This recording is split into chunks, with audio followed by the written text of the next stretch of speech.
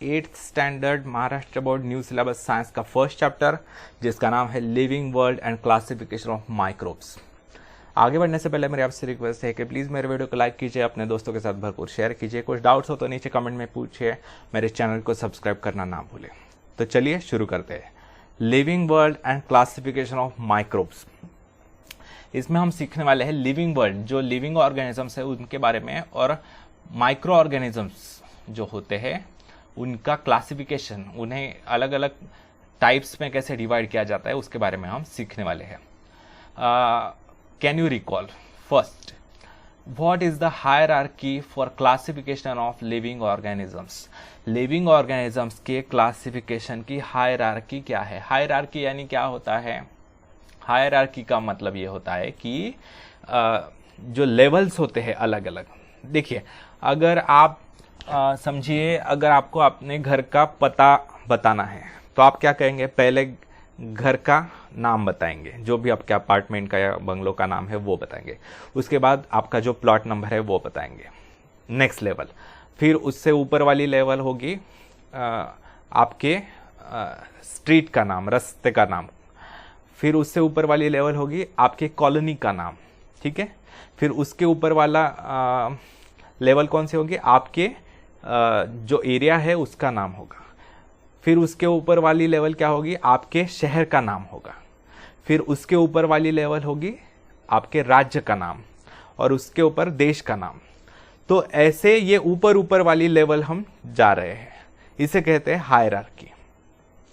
तो classification of living organisms, living organisms का classification करते समय क्या क्या हायरार्की है, यानी कौन से लेवल्स है उसके, ये हम देखते हैं। जैसे लोएस्ट लेवल है आपका घर का नाम या प्लॉट नंबर, वैसे ही क्लासिफिकेशन ऑफ लिविंग ऑर्गेनिजम्स में लोएस्ट लेवल क्या होती है? सबसे निचली लेवल, उसका नाम है स्पीशीज।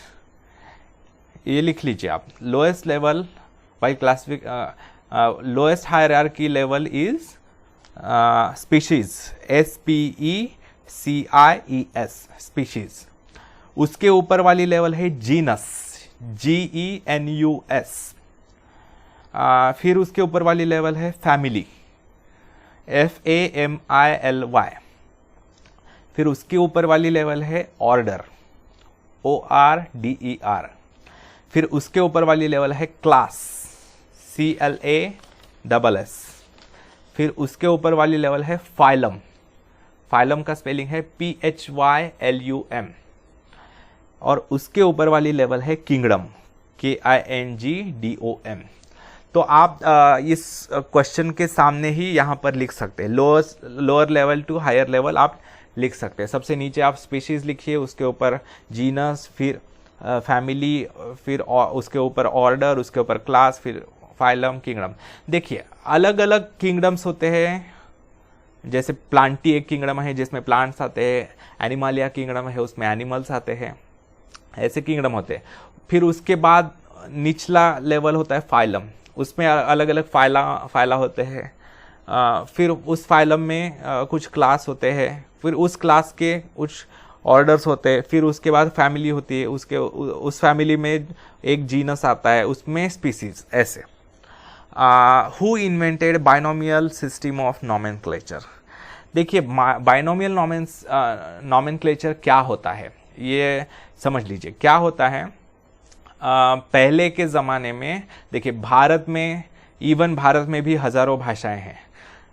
हर एक भाषा में एक ही प्लांट का नाम, अगर आप एक ही प्लांट को लेंगे, मराठीत ज्याला जास्वंद म्हणतात, उसे संस्कृत में जपा कुसुम बोलते हैं, उसे इंग्लिश में चाइना रोज बोलते हैं। ऐसे एक ही प्लांट के बहुत से नेम्स हैं। तो जब एक देश से दूसरे देश में, एक राज्य से दूसरे राज्य में अलग अलग भाषा के साइंटिस्ट जब मिलते थे, तब उनमें काफ़ी कन्फ्यूजन होता था कि क्या नाम से बुलाया जाना चाहिए यार इस प्लांट को। एक बोलता था, एक नाम बोलता था, दूसरा नाम बोलता था, उन्हें पता नहीं चलता था। तब क्या डिसाइड किया गया कि पूरे विश्व में एक ही नाम से पुकारा जाएगा, एक प्लांट या एक एनिमल। तो उसे बोलते हैं बाइनोमियल नॉमेनक्लेचर। जैसे आपका बाइनोमियल, बाय यानी क्या? दो। तो ये नॉमेनक्लेचर में दो नाम होते हैं जो लिखे जाते हैं। जैसे आपका नेम एंड सरनेम होता है ना, आपका नाम और सरनेम जैसे होता है, वैसे ही हर एक लिविंग ऑर्गेनिज्म को उसका नेम और सरनेम की तरह दो नाम दिए गए हैं, और वो ये डिसाइड किया गया कि वो पूरे विश्व में इसी साइंटिफिक नेम से, कॉमन नेम चाहे कितने भी हो, लेकिन साइंटिफिक नेम एक ही होगा पूरे दुनिया भर में। तो देखिए जो ये है, जो चाइना रोज है, जो जास्वंद है, जपा कुसुम, तो ये तो कॉमन नेम्स उसके काफी सारे हैं, लेकिन उसका एक ही साइंटिफिक नेम है जो पूरे विश्व में उसे जाना जाता है। उसका नाम है हिबिस्कस रोजा साइनेंसिस। हिबिस्कस रोजा साइनेंसिस, दो शब्द है इसमें, हिबिस्कस एक और रोजा साइनेंसिस एक। तो बायनोमियल यानी ये बायनोमियल है, BINOMIL, ये ओ मिसप्रिंट है। तो दो शब्द आ रहे हैं इसमें, हमेशा दो शब्द आते हैं साइंटिफिक नेम्स में, और बायनोमियल सिस्टम यानी साइंटिफिक सिस्टम है जो पूरे विश्व में एक ऑर्गेनिज्म को एक ही नाम से जाना जाता है।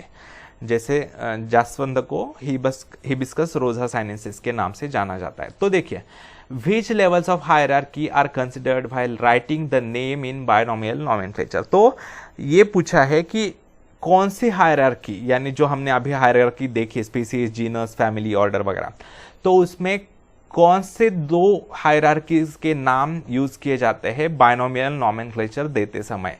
जो नेम एंड सरनेम जैसे होता है वैसे कौन से दो नाम यूज किए जाते हैं। तो जो लोअर मोस्ट दो होते हैं, कौन से होते हैं, सबसे नीचे स्पीसीज आता है और उसके ऊपर जीनस आता है। तो जो बायनोमियल नॉमेनक्लेचर होता है इसमें हमेशा पहले जीनस का नाम लिखा जाता है और उसके बाद स्पीशीज का नाम लिखा जाता है। देखिए चाइना रोज का जो नाम है हिबिस्कस रोजा साइनेंसिस है, तो हिबिस्कस क्या हो गया, जीनस नेम, और रोजा साइनेंसिस क्या हो गया, स्पीशीज नेम। वैसे ही ह्यूमन बीइंग्स का साइंटिफिक नेम है होमो सेपियंस। तो होमो क्या हो गया, जीनस नेम हो गया, और सेपियंस क्या हो गया, species name.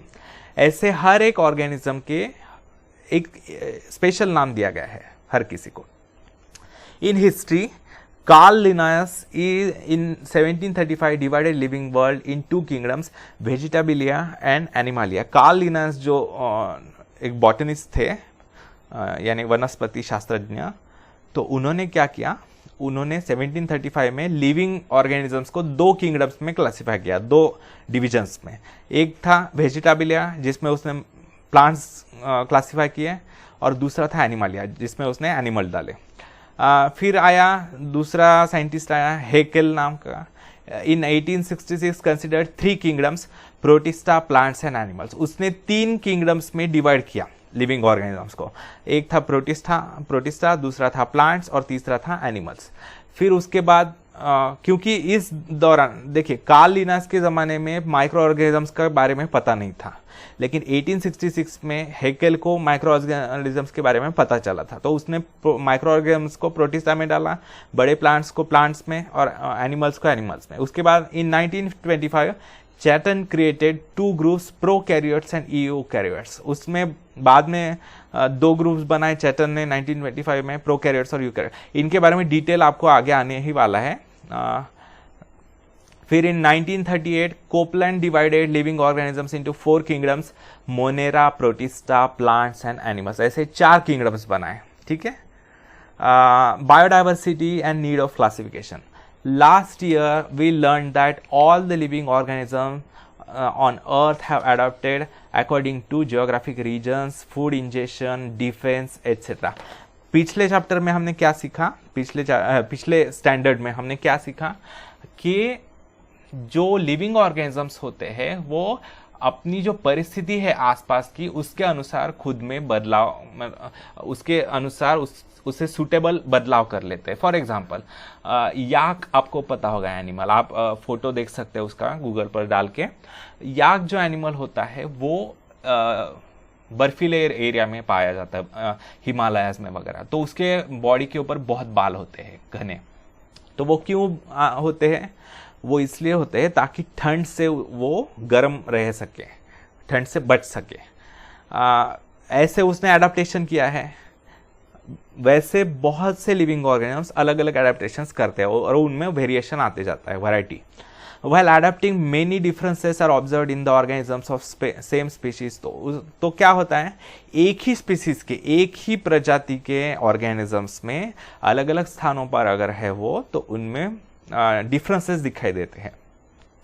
According to 2011 census, around 87 million species of living organisms are found on the earth, including land and sea. तो 2011 के सेंसस के अनुसार जो काउंटिंग की गई थी पूरे लिविंग ऑर्गेनिजम्स के स्पीसीज कितने हैं वो, तो उसमें ये पाया गया था कि 87 मिलियन स्पीसीज है लिविंग ऑर्गेनिजम्स के जो हमें पता चले हैं अब तक, यानी धरती पर हो या समुद्र में हो, ये मिलकर 87 मिलियन स्पीसीज है अभी तक हमें पता चले हैं। वैसे तो अननोन बहुत है। To study such a vast number, it was essential to divide them into groups. अभी देखिए, अगर कोई बायोलॉजिस्ट है जिसे स्टडी करना है लिविंग ऑर्गेनिजम्स के बारे में, तो वो पूरे 87 मिलियन स्टडी करते बैठेगा तो एक जिंदगी भी कम पड़ेगी। तो उन्हें क्या किया गया, उन्हें अलग अलग ग्रुप्स में डाला गया। जो सिमिलर है ऑर्गेनिजम्स, जिनकी प्रॉपर्टी सिमिलर है, उनको एक ही ग्रुप में डाला गया, जो डिफरेंट है उनको अलग ग्रुप में डाला गया। तो जब आप एक ग्रुप पढ़ लेते हैं तब उसमें जो एनिमल्स आते हैं वो सारे स्टडी किए जैसा हो जाता है। तो इसके कारण ये पूरा 87 मिलियन स्टडी करना पॉसिबल नहीं है, इसके कारण उन्हें अलग अलग ग्रुप्स में क्लासिफाई किया गया। To study such a vast number, it was essential to divide them into groups. So groups and subgroups were created considering the similarities and differences among the living organisms. तो जो समानताएं हैं और जो फर्क है, अंतर है, वो स्टडी करने के बाद ग्रुप्स में भी सब ग्रुप्स और ऐसे बनाते गए और उनमें उनको डाला गया। This process of dividing living organism into groups and subgroups is called biological classification. ये है डेफिनेशन बायोलॉजिकल क्लासिफिकेशन की। क्या है ये जो प्रोसेस है जिसके द्वारा लिविंग ऑर्गेनिजम्स को अलग अलग ग्रुप्स में या सब ग्रुप्स में क्लासिफाई किया जाता है, डाला जाता है, डिवाइड किया जाता है, उसे बोलते हैं biological classification. Robert Harding Whittaker 1920 to 1980 was an American ecologist. Ecologist यानी क्या, जो एनवायरनमेंट का स्टडी करता है, इकोलॉजी का, उसे कहते हैं इकोलॉजिस्ट।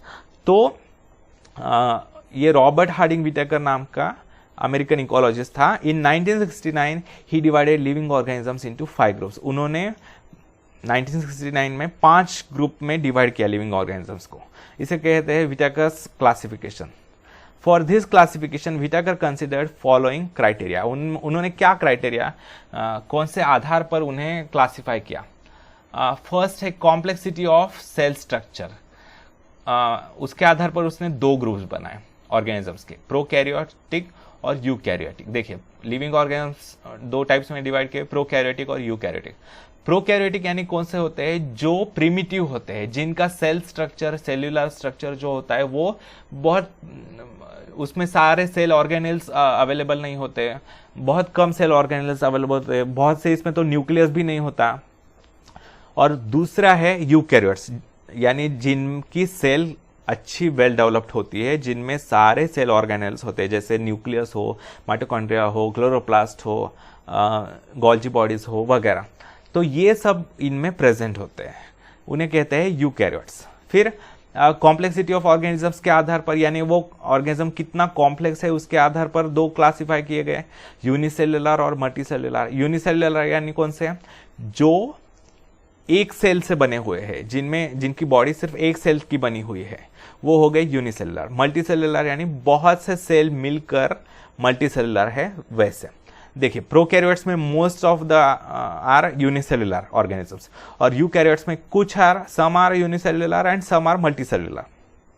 देखिए यूनिसेल्युलर का एग्जांपल है जैसे अमीबा वगैरह हो गया।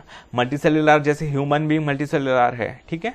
फिर मोड ऑफ न्यूट्रिशन पर आगे का उसने डिवीजन किया।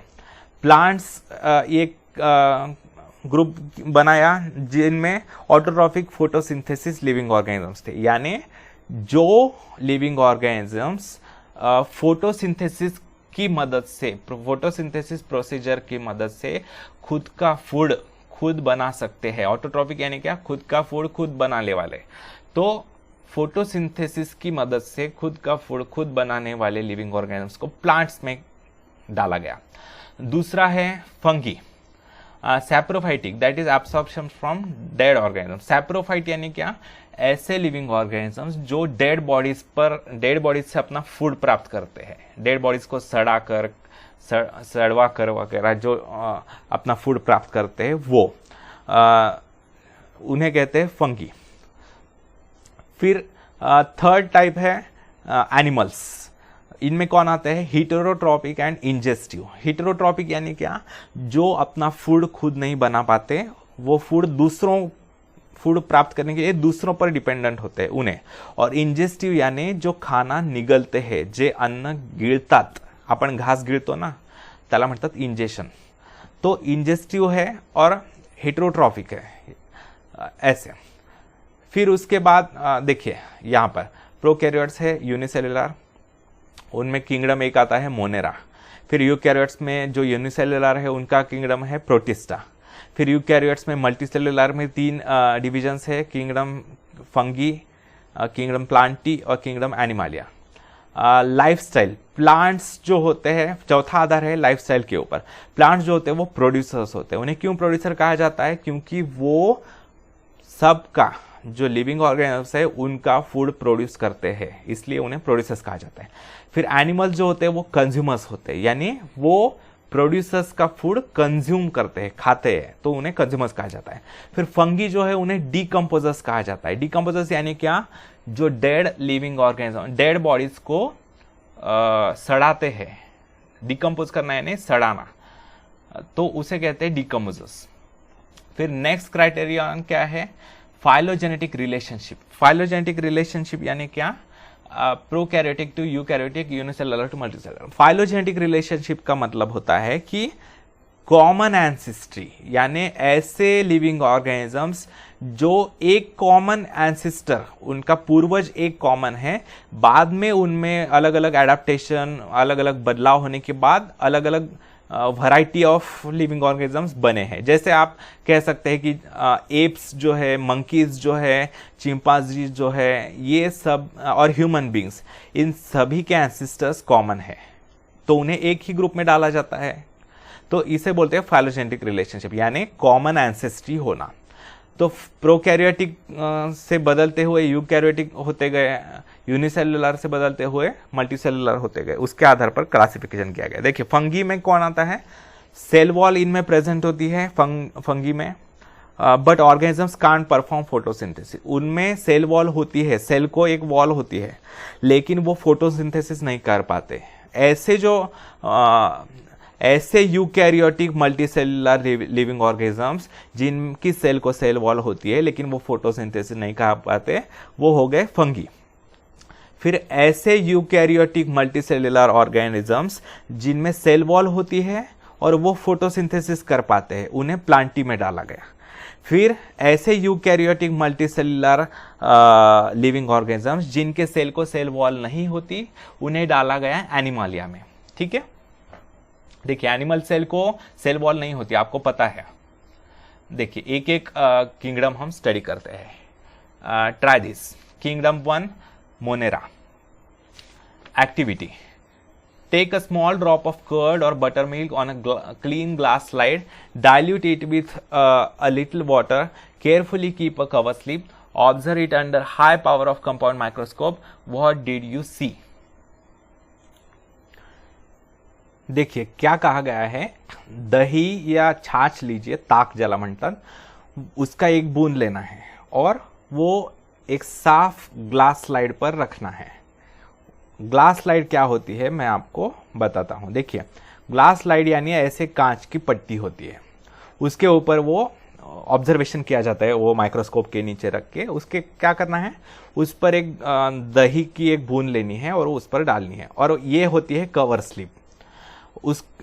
ये बूंद डालने के बाद वो उसके ऊपर कवर किया जाता है, ये इससे उसे बोलते हैं कवर स्लिप। तो क्या करना है, एक ग्लास स्लाइड पर कर्ड या बटर मिल्क का एक ड्रॉप लेना है, उस पर उसमें थोड़ा सा पानी डालना है और उस पर कवर स्लिप रखनी है और उससे हाई पावर के कंपाउंड माइक्रोस्कोप के नीचे देखना है। क्या दिखाई देता है? Moving small rod like microbes are lactobacilli bacteria. उसमें हमें थोड़ी थोड़ी मूवमेंट करने वाले छोटे छोटे माइक्रो ऑर्गेनिजम्स दिखाई देते हैं। तो ये हो गए बैक्टीरिया, रॉड शेप के होते हैं वो, रॉड के, देखिए ऐसे रॉड के शेप के ऐसे। तो उनका नाम है लैक्टोबैसिली। लैक्टो यानी क्या?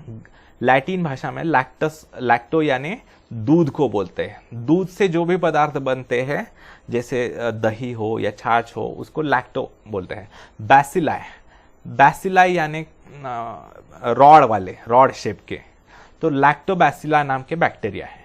All type of bacteria and blue green algae are included in the kingdom Monera. तो मोनेरा किंगडम में कौन कौन आते हैं? सभी तरह के बैक्टीरिया डाले जाते हैं और ब्लू ग्रीन अल्गी डाली जाती है। उसके कैरेक्टरिस्टिक्स क्या है, उसकी प्रॉपर्टीज क्या है? फर्स्ट है all the organisms are unicellular. Monera में जो भी ऑर्गेनिजम्स आते हैं वो सारे एक ही सेल के बने हुए होते हैं, यूनिसेलुलर। सेकेंड है दे मे बी ऑटोट्रॉपिक और हेटरोट्रॉपिक। उनमें से कुछ ऑटोट्रॉपिक है यानी खुद का फूड खुद बना सकते हैं, और कुछ जो है वो हेटरोट्रॉपिक है यानी वो फूड के लिए दूसरों पर डिपेंडेंट होते हैं। फिर थर्ड है these are prokaryotic cells without distinct nucleus और सेल ऑर्गेनेल्स। ये प्रोकैरियोटिक सेल्स है यानी क्या? इनमें सेल ऑर्गेनेल्स जो है जैसे माइटोकॉन्ड्रिया हो, गोल्जी बॉडीज हो, लाइसोसोम्स हो, एंडोप्लाज्मिक रेटिकुलम हो, ये सभी ऑर्गेनेल्स अवेलेबल नहीं होते। उनमें क्लियर न्यूक्लियस भी अवेलेबल नहीं होता। तो उन ऐसे सेल्स को कहते हैं प्रोकैरियोटिक। तो मोनेरा में सारे सेल्स जो होते हैं वो प्रोकैरियोटिक वाले लिविंग ऑर्गेनिजम्स होते हैं। देखिए यहाँ पर ऑर्गेनिजम्स ऑफ किंगडम मोनेरा दिखाए गए हैं। ये है स्ट्रेप्टोकोकस न्यूमोनी, जिसके कारण न्यूमोनिया होता है, ये बैक्टीरिया है। कोकस यानी क्या? कोकस यानी कोकस ये सिंगुलर है एक वचन, और कोकाय उसका प्लूरल है अनेक वचन। तो कोकस यानी क्या? कोकस यानी राउंड शेप के। देखिए या ये भी स्टैफिलोकोकस ऑरियस है, ये भी राउंड शेप के बैक्टीरिया। ये कई सारे कॉलोनी है, ग्रुप है बैक्टीरिया का, ये अकेला है, एक गोला यानी अकेला बैक्टीरिया। तो ये सारे जो है वो ग्रुप ऑफ बैक्टीरिया है जो राउंड शेप के होते हैं, उन्हें कहते हैं कोकस। तो ये है स्ट्रेप्टोकोकस न्यूमोनी। अभी देखिए यहां पर भी ये जो है बायनोमियल नॉमेनक्लेचर है, यानी इस बैक्टीरिया का बायनोमियल नॉमेनक्लेचर है, जो हमने इस चैप्टर के शुरुआत में देखा था। क्या? दो है, नेम और सरनेम। ये जो है स्ट्रेप्टोकोकस, ये हो गया जीनस का नाम, और न्यूमोनिया हो गया स्पीसीज का नाम। तो ये दोनों एक साथ जब लिखे जाते हैं तब उन्हें कहा जाता है बायनोमियल नेम। नेक्स्ट है क्लॉस्ट्रिडियम टिटैनी, जिसके कारण टिटैनस बीमारी होती है। जब आपको कोई लोहे का वस्तु लगती है, आपके हाथ को खून निकल आता है, तब आपको इंजेक्शन लगवाया जाता है। क्यों लगवाया जाता है? ताकि इस बैक्टीरिया का इन्फेक्शन होकर आपको टिटैनस ना हो, इसलिए क्लॉस्ट्रिडियम टिटैनी। फिर ट्रेपोनेमा पैलिडम, ये है ये बैक्टीरिया। विब्रियो कॉलरी, ये कॉलरा जिसके कारण होता है बीमारी। फिर है स्टैफिलोकोकस ऑरियस, ये कोकस है राउंड। फिर लेजियोनेला न्यूमोनी, ये हो गया। फिर क्लॉस्ट्रिडियम बोट्युलिनम, ये। फिर साल्मोनेला टाइफी, टाइफाइड जिसके कारण होता है, ये। तो ये ऐसे सारे मोनेरा में आते हैं। फिर नेक्स्ट है किंगडम सेकेंड है प्रोटिस्टा। इसमें कौन आता है? एक्टिविटी। अभी एक्टिविटी बताई गई है, prepare a temporary amount of 1 drop of pond water on a glass slide. क्या करना है? जो पानी होता है, डबकं ज्याला म्हणतात, डबक्यातलं पाणी घ्यायचं है, जो पॉन्ड होता है उसमें से 1 ड्रॉप पानी लेना है और वो ग्लास स्लाइड पर डालना है। Observe it under low power and high power of microscope. उसे माइक्रोस्कोप के नीचे ऑब्जर्व करना है, देखना है। You will find some motile microbes with irregular shape. आपको कुछ मूव करने वाले छोटे छोटे माइक्रो ऑर्गेनिजम्स दिखाई देंगे जिनका शेप जो है फिक्स नहीं होगा, वो शेप बदलते हुए होंगे। These are amoebae. ये कौन से माइक्रो ऑर्गेनिज्म है? अमीबा। अमीबा जो है, ये अमीबा सिंगुलर है एक वचन, और प्लूरल जो है अनेक वचन, वो अमीबी है। ये पॉन्ड्स में पाए जाते हैं। कैरेक्टरिस्टिक, इनकी क्या प्रॉपर्टीज होती है। फर्स्ट विशेषताएं क्या है, protist are single cell organisms with well defined nucleus enclosed in a nuclear membrane. Protista जो होते हैं वो एक सेल के बनी हुई होती है, उनकी बॉडी एक सेल की बनी हुई होती है और उनमें अच्छा यूकैरियोटिक सेल होती है उनकी, यानी उनमें सेल उनके सेल में न्यूक्लियस होता है अच्छा क्लियर कट, और न्यूक्लियर मेम्ब्रेन के साथ न्यूक्लियस होता है, और सेल ऑर्गेनिज भी होते हैं। दे हैव स्यूडोपोडिया और हेयर लाइक सीलिया और whip like flagella for locomotion. क्या होता है उनमें, या तो स्यूडोपोडिया होता है, स्यूडो यानी क्या, सूडो यानी नकली या नकली, और पोडिया, सूडो यानी नकली और पोडिया यानी पैर। देखिए क्या होता है, अमीबा में स्यूडोपोडिया होते हैं, अगर उसे मूव करना है एक स्थान से, उसका शेप जो होता है वो इरेग्युलर होता है, वो शेप बदलते रहता है। अगर उसे इस दिशा में कोई खाने की चीज दिखाई देती है तो वो इस दिशा में अपनी बॉडी का पार्ट हिस्सा बढ़ाता है, उसमें से प्रोजेक्शन निकलते हैं और वो अपने बॉडी के भीतर वो ले लेता है, निगल लेता है। तो ये फिर वो अगर उसे इस साइड में कुछ दिखाई देता है तो वो इस साइड में अपना पैर निकालता है और वो खा लेता है। तो क्या हो रहा है, वो असली पैर नहीं है, वो नकली है, टेम्पररी है, तो उसे बोलते हैं स्यूडोपोडिया। कुछ प्रोटिस्टा के लिविंग ऑर्गेनिजम्स में एक तो स्यूडोपोडिया होते हैं लोकोमोशन के लिए, लोकोमोशन यानी एक स्थान से दूसरे स्थान पर जाने के लिए, या फिर हेयर लाइक सीलिया होते हैं। सीलिया यानी क्या, उसके बॉडी के ऊपर सीलिया होते हैं, छोटे छोटे बाल होते हैं, उसकी मदद से वो लोकोमोशन करते हैं। या फिर whip like flagella, whip like यानी चाबुक, देखिए ये है चाबुक जैसा एक ही लंबा ये होता है, उसकी मदद से वो लोकोमोशन करते हैं। ठीक है, या तो सीलिया होते हैं जैसे पैरामीशियम में है, या तो स्यूडोपोडिया होते हैं जैसे अमीबा में है, या फिर व्हीप लाइक फ्लैजेला होते हैं, ठीक है, जैसे यूग्लिना में होते हैं। Third, autotrophs, example Euglena Volvox content chloroplast. कुछ प्रोटिस्टा जो होते हैं उनमें वो ऑटोट्रॉप्स होते हैं, यानी खुद का फूड वो खुद प्रोड्यूस कर सकते हैं। उनमें उनके एग्जांपल्स कौन है, यूग्लिना ये, दूसरा एग्जांपल है वॉलवॉक्स ये, ठीक है, इनमें क्लोरोप्लास्ट होता है, तो वो फोटोसिंथेसिस की मदद से खुद का फूड खुद बना सकते हैं। नेक्स्ट है हीट्रोट्रॉप्स। कुछ प्रोटिस्टा जो होते हैं वो हीट्रोट्रॉप्स होते हैं, यानी फूड के लिए वो दूसरों के ऊपर डिपेंडेंट होते हैं, जैसे अमीबा हो ये या पैरामीशियम हो, ये फूड अपना खुद नहीं बना सकते, वो दूसरे के ऊपर डिपेंडेंट होते हैं फूड के लिए। ठीक है, फिर नेक्स्ट किंगडम है फंगी। अभी इसमें क्या एक्टिविटी बताई है, take a moist piece of bread और bhakri and keep it in a container with lid for 2 to 3 days। आपको क्या करना है, एक ब्रेड का टुकड़ा लेना है या भाकरी का टुकड़ा लेना है, उस पर थोड़ा पानी मारना है, थोड़ा सा 1-2 बूंद, और वो एक बंद डिब्बे में रखना है 2-3 दिनों के लिए। After 2-3 days, a fine cotton thread like tuft is found growing on the surface of the bread। 2-3 दिनों के बाद जब आप निकाल के देखेंगे तो उसके ऊपर आपको धागे धागे नजर आएंगे, ग्रे कलर के, व्हाइट कलर के, ब्लैक कलर के धागे नजर आएंगे, धागे जैसा। आपको देखा होगा आपने, बहुत दिनों तक अगर अचार की जो बॉटल होती है वो बहुत दिनों बाद निकाली तो उसके ऊपर भी एक लेयर बना हुआ होगा। तो prepare a temporary amount of few threads from this culture and observe it under the microscope.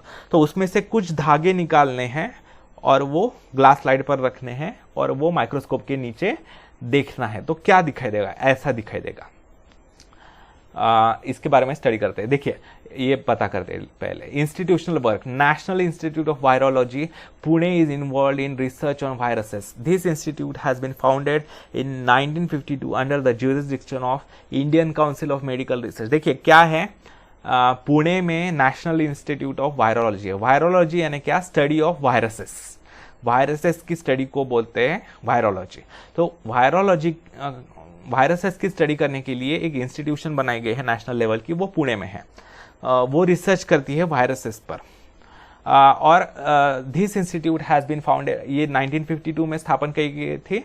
किसके अधिकार क्षेत्र में आती है, Indian Council of Medical research. इसका नाम आपने अगर न्यूज़ पढ़ते होंगे, आप न्यूज़ देखते होंगे तो आपने इसका नाम काफ़ी सुना होगा। ICMR है इसका short form, Indian Council of Medical research. अभी जो कोरोना क्राइसिस है, कोरोना वायरस की जो समस्या आ रही है, उसके ऊपर ICMR स्टडी कर रही है और ये नेशनल इंस्टीट्यूट ऑफ वायरोलॉजी की मदद से वैक्सीन बनाई जा रही है। ठीक है, देखते हैं फंगी के कैरेक्टरिस्टिक्स क्या है। ये एक्स्ट्रा इंफॉर्मेशन थी ये वायरोलॉजी की। फंगी के characteristics, first, these are non green eukaryotic heterotrophic organisms. क्या होते हैं? फंगी जो होते हैं वो नॉन ग्रीन होते हैं, ग्रीन नहीं होते, उनमें क्लोरोप्लास्ट नहीं होता। यूकैरियोटिक होते हैं यानी उनमें सारे सेल ऑर्गेनेल्स उपस्थित होते हैं, प्रेजेंट होते हैं, उनमें न्यूक्लियस होता है क्लियर कट, और ये जो होते हैं हेटेरोट्रॉपिक होते हैं यानी खुद का फूड वो खुद नहीं प्रोड्यूस कर सकते, वो फूड के लिए दूसरों के ऊपर डिपेंडेंट होते हैं। सेकेंड पॉइंट है most of them are saprotrophs, they feed on decaying organic matter. क्या होता है? उनमें से बहुत से जो है वो सड़े गले पदार्थों पर, डेड बॉडीज हो या सड़ने वाले जो पदार्थ है खाने के पदार्थ वगैरह, उनके ऊपर वो ग्रो करते हैं और उनसे वो अपना फूड प्राप्त करते हैं। थर्ड है their cell wall is made up of tough and complex sugar called chitin या चिटिन। उनकी जो सेल वॉल होती है, देखिए प्लांट्स में भी सेल वॉल होती है, प्लांट सेल में उनकी सेल वॉल सेल्यूलोज से बनी हुई होती है, वो एक अलग सब्सटेंस है, और इनकी सेल वॉल जो होती है वो एक टफ मटेरियल से, एक शुगर होता है वो उसका नाम है काइटिन या चिटिन, उससे बनी हुई होती है सेल वॉल। फोर्थ है some fungi are thread like and many nuclei are present in the cytoplasm. क्या है? कुछ फंगी जो होते हैं वो धागों जैसे होते हैं और उनके एक ही सेल में, एक ही सेल के भीतर कई सारे न्यूक्लियाई होते हैं, एक से अधिक न्यूक्लियस सिंगुलर, न्यूक्लियाई प्लूरल, तो एक से अधिक न्यूक्लियाई होते हैं उनके साइटोप्लाज्म में एक ही सेल के अंदर। फिफ्थ है एग्जांपल है बेकस यीस्ट। यीस्ट जो होता है आपको दुकान में मिल जाएगा, वो जो पिज़्ज़ा बनाते समय या फिर ब्रेड बनाते समय उसमें मिक्स किया जाता है, वो है बेकस यीस्ट। फिर है एस्परगिलस, फंगस ऑन कॉर्न, मक्के पर जो ग्रो करता है फंगस वो। पेनिसिलियम नाम का एक फंगस है। मशरूम्स है, देखिए ये मशरूम्स आपने खाए होंगे। Though many systems of classification are introduced after the Whittaker's, his five kingdom system is widely accepted। देखिए कई सारे सिस्टम्स विटाकर के बाद भी लाए गए क्लासिफिकेशन के, लेकिन विटाकर के फाइव किंगडम सिस्टम जो है वो बहुत से लोगों ने, बहुत से साइंटिस्ट ने एक्सेप्ट की है। ठीक है, देखिए ये फंगी है, ऐसा स्ट्रक्चर, ये है, ये भी फंगी है। देखिए फंगस का स्ट्रक्चर अगर देखना है तो ये जो धागे होते हैं वो ऐसे दिखाई देते हैं, वो ये राइजोइड्स होते हैं, जैसे प्लांट के रूट्स होते हैं वैसे उसे राइजोइड्स होते हैं। वो क्या करता है? राइजोइड्स की मदद से वो पकड़ता है, ग्रिप करता है, जो जहां पर अगर ब्रेड पर बड़ा है तो ब्रेड के सरफेस पर वो राइजोइड्स की मदद से पेनेट्रेट करता है, उसमें घुसता है और उससे फूड एब्सॉर्ब करता है, उसको ग्रिप बनाता है। ये जो हाइफा होते हैं वो ब्रांचेस की तरह होते हैं। फिर नेक्स्ट है स्पोरेंजियोफोर, ये जो डंडी है। फिर एपोफाइसिस, ये डंडी जहाँ अटैच होती है इस गोले को। फिर वो जो कोलोमेला होता है यानी वो उसका कवर होता है उसके ऊपर, और उसके भीतर जो होते हैं वो स्पोरेंजियम होते हैं, इन्हें कहा जाता है इस गोले को स्पोरेंजियम। और ये जो बारीक बारीक पार्टिकल्स निकल रहे हैं उन्हें कहा जाता है स्पोर्स। ये स्पोर्स हवा में फैले हुए होते हैं, जब उन्हें अच्छा वातावरण मिलता है, फेवरेबल एनवायरनमेंट मिलता है, जैसे मॉइस्चर हो या कोई सड़ा हुआ पदार्थ हो, उसके ऊपर जब ये स्पोर्स गिरते, ये सीड्स के जैसे होते हैं, प्लांट्स के जैसे सीड्स होते हैं वैसे ये स्पोर्स होते हैं, वो उसमें गिरते हैं और वो ग्रो करते हैं नए फंगस की तरह। देखिए use your brain power, explain merits and demerits of Whittaker's classification. यहाँ ये पूछा गया है कि विटाकर का जो क्लासिफिकेशन है, उसने जो क्लासिफिकेशन किए थे उसके पॉजिटिव पॉइंट्स क्या है, मेरिट्स, और निगेटिव पॉइंट्स क्या है, डिमेरिट्स। ठीक है, मेरिट्स क्या है उसके, देखिए कई सारे मेरिट्स है, जैसे उसमें विटाकर ने क्या किया था, primitive prokaryotes have different place in the Monera. जो प्रिमिटिव यानी प्रोकैरियोटिक लिविंग ऑर्गेनिजम्स है जो पहले पहले बने थे, उन्हें उनके लिए अलग किंगडम है जिसका नाम है मोनेरा। फिर जो फंगस है उनको भी अलग किंगडम है। ठीक है, यानी सेल वॉल वाले हेट्रोट्रॉप्स उनके लिए अलग किंगडम है फंगी, और जो सेल वॉल वाले ऑटोट्रॉप्स है उनके लिए प्लांटी है किंगडम अलग से। ठीक है, तो ये कुछ उसके मेरिट्स हो गए। और डीमेरिट्स क्या हो गए, उसके निगेटिव पॉइंट्स क्या हैं, क्या है इसके निगेटिव पॉइंट। ये जो 5 किंगडम क्लास, एक और मेरिट है, ये जो 5 किंगडम क्लासिफिकेशन है वो ज्यादा नेचुरल है, यानी नेचुरली वो डिवाइड करता है, आर्टिफिशियल डिवीजन नहीं है ये। और निगेटिव पॉइंट्स क्या है इसके क्लासिफिकेशन के, जो यूनिसेलुलर अलगी होते हैं जैसे ब्लू ग्रीन अलगी वगैरह, तो उन्हें यूनिसेलुलर अलगी, एक सेल के जो अलगी होते हैं फोटोसिंथेटिक, उन्हें प्रोटिस्टा में डाला है, और मल्टीसेलुलर अलगी जो होते हैं उन्हें प्लांटी में डाला है। तो ये अलगी ही है दोनों, लेकिन उन्हें अलग अलग किंगडम्स में डाला है, तो ये गलत है। और दूसरी बात यह है कि प्रोटिस्टा किंगडम में ही बहुत से डिफरेंट ऑर्गेनिजम्स डाले हैं जिनमें कोई सिमिलरिटी नहीं है, तो ऐसा तो नहीं चलेगा। एक ग्रुप में सिमिलर होने चाहिए ना, जिनके प्रॉपर्टीज सिमिलर है उनको डालना चाहिए, लेकिन प्रोटिस्टा में उसने ऐसे ऑर्गेनिजम्स डाले हैं जो एक दूसरे के साथ कोई मेल नहीं खाते। ये इसका निगेटिव पॉइंट है। और नेक्स्ट निगेटिव पॉइंट क्या है उसका, कि वायरसेस के लिए उसने कोई स्थान नहीं बनाया, यानी मोनेरा में बैक्टीरिया डाले हैं, फिर फंगी में फंगस डाले हैं, फिर प्रोकैरियोट्स अमीबा वगैरह डाले हैं प्रोटिस्टा में। लेकिन प्रॉब्लम यह है कि वायरसेस के लिए इसने कोई स्थान नहीं बनाया। इसका कारण भी यह है कि जब ये उसने क्लासिफाई किया था तब वायरसेस का डिस्कवरी नहीं हुई थी, वायरसेस के बारे में पता नहीं था, इसके कारण उसने वायरसेस को कोई क्लासिफाई ही नहीं किया। तो ये भी एक प्रॉब्लम है उसके साथ। ठीक है, तो आई होप आपको यहाँ तक समझ में आया होगा। अगर आपको मेरा वीडियो अच्छा लगे तो प्लीज़ मेरे वीडियो को लाइक कीजिए, अपने दोस्तों के साथ भरपूर शेयर कीजिए, कुछ डाउट्स हो तो नीचे कमेंट कीजिए, मेरे चैनल को सब्सक्राइब कीजिए और बेल आइकन को दबाना ना भूलें, ताकि जब भी मैं अपना नया वीडियो अपलोड करूँ तब आपको तुरंत पता चले। धन्यवाद मित्रों।